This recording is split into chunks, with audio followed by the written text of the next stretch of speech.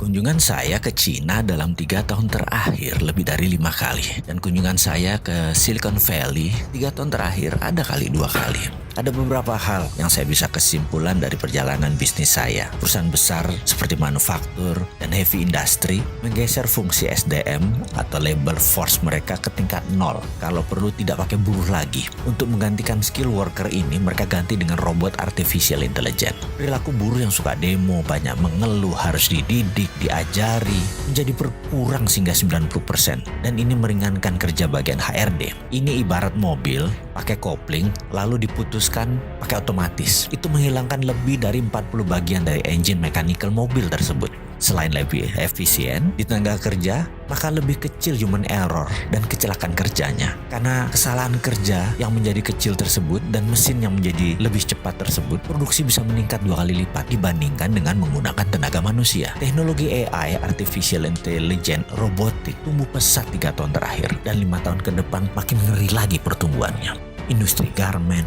industri otomotif, elektronik, dan banyak lagi telah mengganti hingga 80% labor force mereka dengan teknologi dan sebentar lagi akan merambah Indonesia. Apa yang terjadi dengan tingkat pengangguran di Indonesia kalau hal itu terjadi? Hal ini cukup menjadi perenungan buat kita semua. Kepala kita langsung berkalkulasi, buat perhitungan karena 3 tahun yang lalu industri robotik ini belum secanggih sekarang. Apalagi ditambah dengan 5G. Kedepan jika ada 5G, robotik akan semakin maju pesat. Bagi perusahaan, walau lebih mahal sedikit investasinya atau kira-kira naik 20% dengan menggunakan robotik, namun karena perilaku manusia modern yang ribet cara berpikirnya, complicated, banyak ngeluhnya, banyak perusahaan besar menganggap lebih baik tidak pakai manusia modern yang terlalu banyak informasi di kepalanya. Pendapat saya pribadi, 50% manufaktur di Indonesia dalam 3 tahun ke depan akan menggantikan semua dengan mesin. Indikasinya, sekarang semua manufaktur besar yang ada sistem mekaniknya pasti akan dirobotkan. Pengangguran pasti meningkat tajam.